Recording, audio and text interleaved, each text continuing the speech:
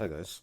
So I was given this question by a student earlier this week, and she couldn't solve it. Her friend couldn't solve it. Apparently, her teacher couldn't solve it. And to a point, even I couldn't solve it until I switched around my perspective. So this is an M3 question based upon elastics, strings, and springs, and it's part of the further maths A level course, second year. Now, the reason why I personally found it difficult was because I was thinking of it from a strictly mathematical point of view. And the trick is to not think of it from a strictly mathematical point of view, but to think of it from a physics point of view, because this inherently is a physics question, and my background is primarily in physics. So I went for a long drive to somewhere, and during the drive, I was just thinking about the question, and I was just basically rolling it over in my head until I realized that at its core, it's really just simple harmonic motion, which I've done many times in A level physics and even university level physics. So let's read out the question first of all. A particle P of mass m is attached to one end of a light elastic spring of natural length A and modulus of elasticity kmg. The other end of the spring is connected to a fixed point O on a ceiling. The point A is vertically below O such that OA equals 3A. The point B is vertically below O such that OB equals half A. The particle is held at rest at A, then released and first comes to instantaneous rest at the point B. The first thing I've done is that I've written out all the necessary equations that I think we'll need. The first is that the modulus of elasticity lambda equals kmg. I write my lambdas backwards, by the way. The tension or thrust on a spring, where tension is when you stretch it out, thrust is when you compress it.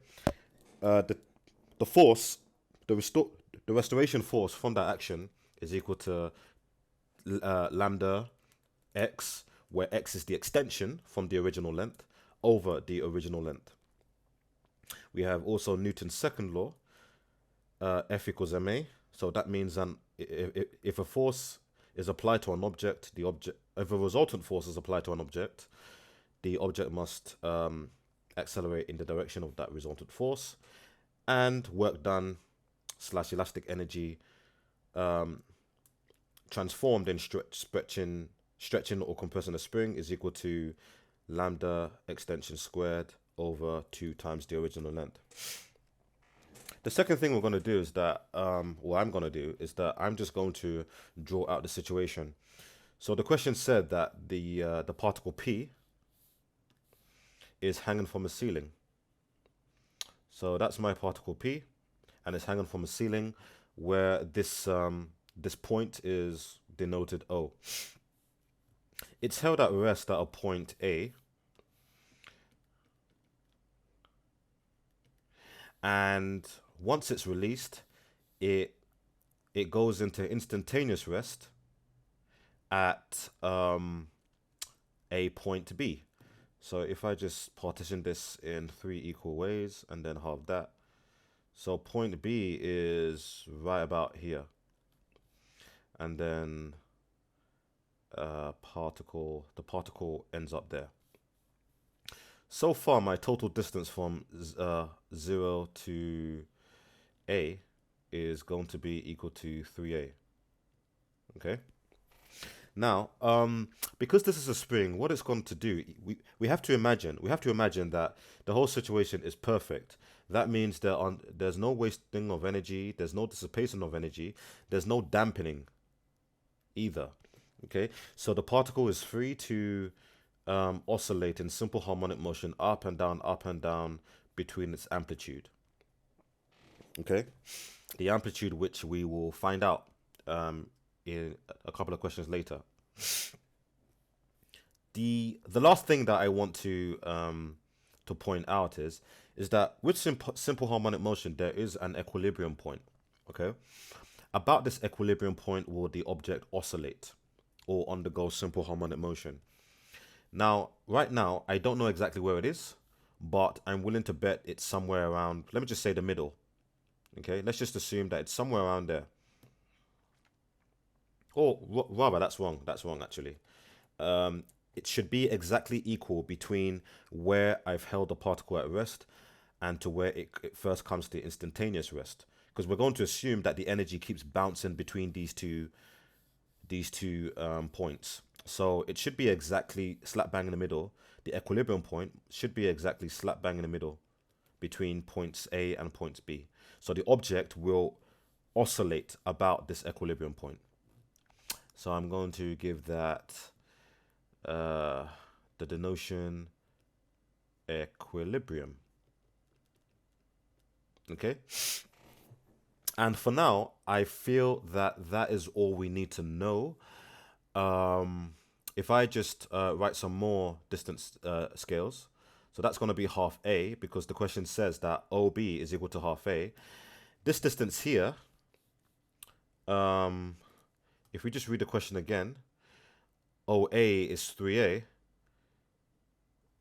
which I've actually done in green over here.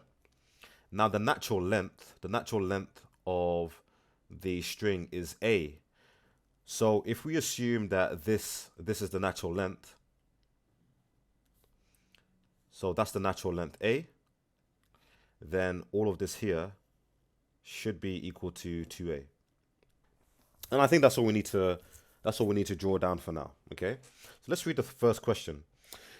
The first question says that show that K is equal to 4/3. Okay, so we are given that the elasticity, the modulus of elasticity is equal to kmg, and that's equal to lambda. Now, what I'm going to do is that I am going to start from point A, and I'm going to recreate what's happening as it travels from point A all the way up to point B. Okay, so from point A all the way up to point B, what's going on? It's the fact that I have elastic energy due to the extension at A is transformed into gravitational potential energy and elastic energy at B. Okay, so to get from A to B, what I'm doing is that I'm rising in height. So if I take the position A as the baseline, let's just say currently we're at 0 gravitational potential energy. To get from A to B, I've traveled a certain distance. That distance being equal to 2 plus half. So it travels a distance of 2.5, so 5 over 2A. Okay, so I've raised myself, I've raised the particle in gravitational potential energy.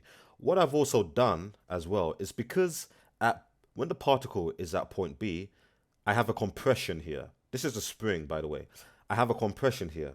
So I've actually transformed some of the energy that I had at A into some new elastic energy at B, where rather than having stretched out the spring, I've compressed it. So if we just write that out, elastic energy at A should equal gain in GPE, where the height is 5 over 2A, plus elastic energy at B. And we are going to use this equation here, where this expresses the elastic energy. So that's going to be kmg x squared, and then just give that the subscript a because that's the extension at A, over 2A, where L0 is the original length, equals the gain in GPE, and that's simply going to be mg 5 over 2A, because to go from A to B, I travel a distance of 5 over 2A. plus the elastic energy at B. Okay, bear in mind that XA equals 2A and XB equals half A. So if we plug those values in and rearrange, what we are going to end up having is we're going to end up having KMG 2A 2A squared minus half A squared equals mg 5 over 2a.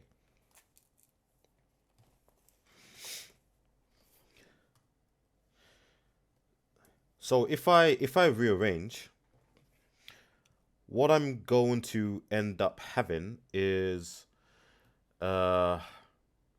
k, well, not rearrange, let's just go through the motions.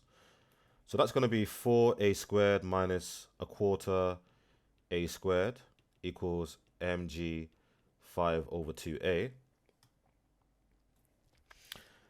And I divide both sides by mg, multiply both sides by 2a, and what happens is that a becomes 4 over 3.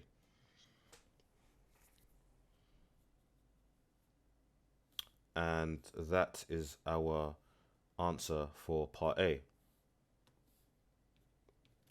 Now part B is even simpler. Part B asks us to find in terms of g the acceleration of p immediately after it is released from rest at A. If we draw out the situation once again, this part of the question is an example of dynamic equilibrium. That means something in equilibrium that's about to move due to a resultant force. The resultant force in this case would be the tension in the spring due to me having stretched it out. And then the force that's trying to fight it but losing would be the weight of the mass. Okay? So this is when I let go of the mass that's connected to the spring and it's just about to move, the tension upwards is equal to the tension built on the spring due to me extending it to point A. And the force failing to counterbalance that is the weight of the mass. So if we use Newton's second law to express this, so F equals ma, the resultant force is actually the tension minus the weight of the mass, and we're of course going to try and find the acceleration. Now, just to not confuse you, wherever I have acceleration, I'm just going to underline it in orange. The tension is going to be using this equation. So tension equals lambda x over L. So that's going to be 4/3 mg. So that's our lambda. X is going to be our extension, 2a, over L, which is just simply a, and minus mg equals ma. I'm going to divide both sides by m and take g out as the common factor. And what I get is that g equals 8/3 minus 1 equals a, such that a equals 5/3 g meters per second squared.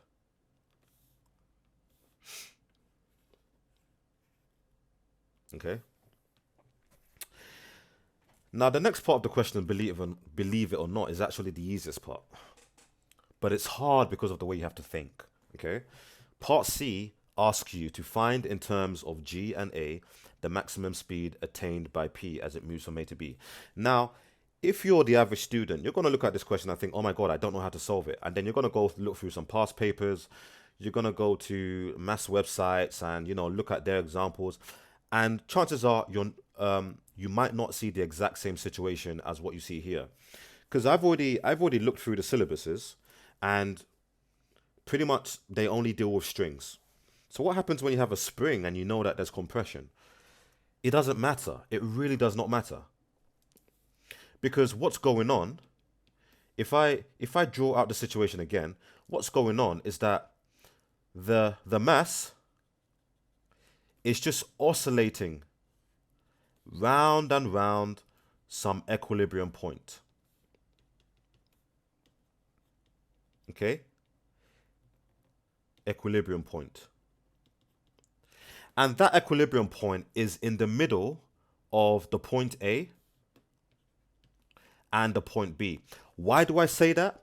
Because at the point A, the question says that the object was at rest. I held it there and then I let it go. The question goes on to describe the object coming to its first instantaneous rest at point B. Okay? So that means somewhere in the middle, there must be an equilibrium point. And about this equilibrium point, the object will oscillate round and round and round in simple harmonic motion. So therefore, from the equilibrium point to B is going to be the amplitude. And from the equilibrium point to A is going to be also the amplitude. Let me just write amplitude so that you don't confuse it with the point A. Amplitude. So what's the first thing that we should probably do? We should probably work out what this so-called equilibrium point is. Bear in mind, at the equilibrium point, max speed occurs. Okay? So if we just want to get one of our marks and impress the examiner, we say that max speed occurs when acceleration is 0. This is possible at equilibrium. Okay? So somewhere over here, I have A equals 0 meters per second squared. Let me write that out again. I have A equals 0 meters per second squared, and I have V equals V max. Okay? If you're not accelerating, you are either at your maximum possible speed or you are at 0. Now, it's going to get to its maximum possible speed at the equilibrium point and then start slowing down as it gets to B. Okay? It will start slowing down as it gets to B. The elastic potential energy built up in the spring due to its compression will then be transformed back into the object, and the object will speed up due to the restoration force. The object will speed up downwards under the effects of the compression and gravity and go back towards the equilibrium point again. And then it will do the same thing, A to the equilibrium point and then equilibrium point to B. So first of all, let's work out what this equilibrium point is. So if I've just told you that the max speed occurs when acceleration is 0, and this is only possible at the equilibrium point, the mass of the object never changes, so the weight never changes. The weight always acts downwards.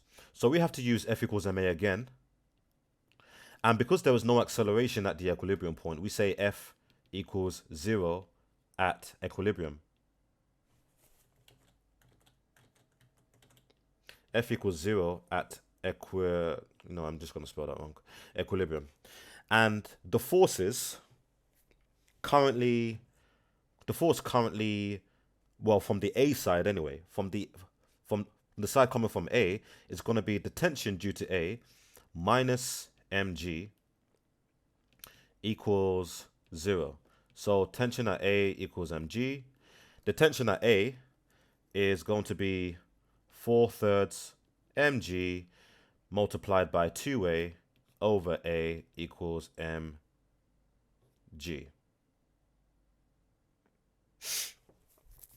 Okay? Now, I think I may have made a slight mistake here, because I've actually put in the extension due to A, and I wasn't supposed to do that.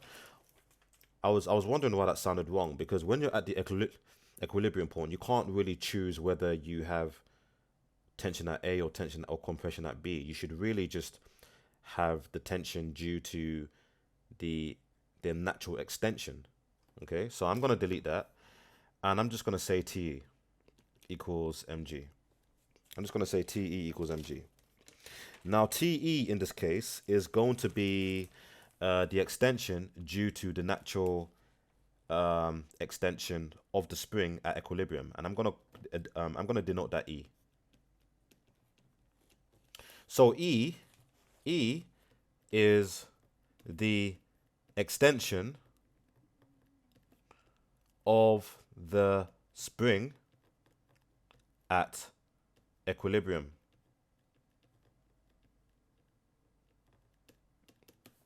When we rearrange this and solve for E, we're going to have E equals 3 over 4A.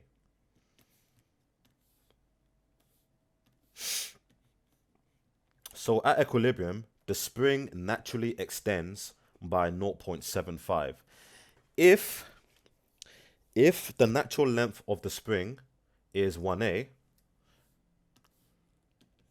if the natural length of the spring is 1A, then the point of equilibrium, is 1A plus 3/4 A, and that should be about 1.25, I think. No, that's wrong. 0.75 plus 1, that's equal to 7 over 4. Mental maths not even once. Okay, so this is the point of equilibrium.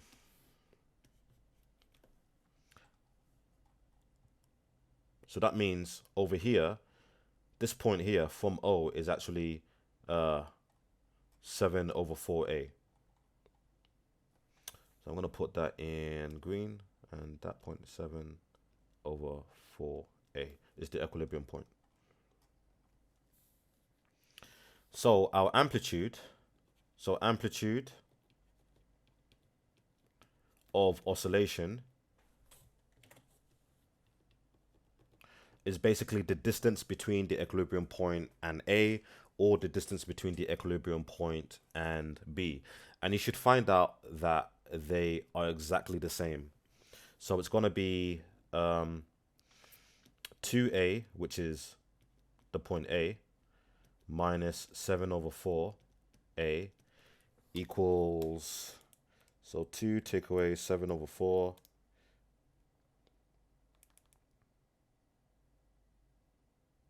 Sorry, that's meant to be 3A.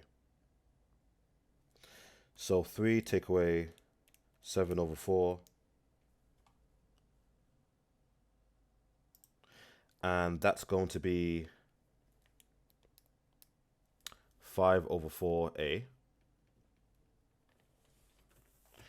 And likewise, if I want to go from B to the equilibrium point, I should also get 5 over 4A.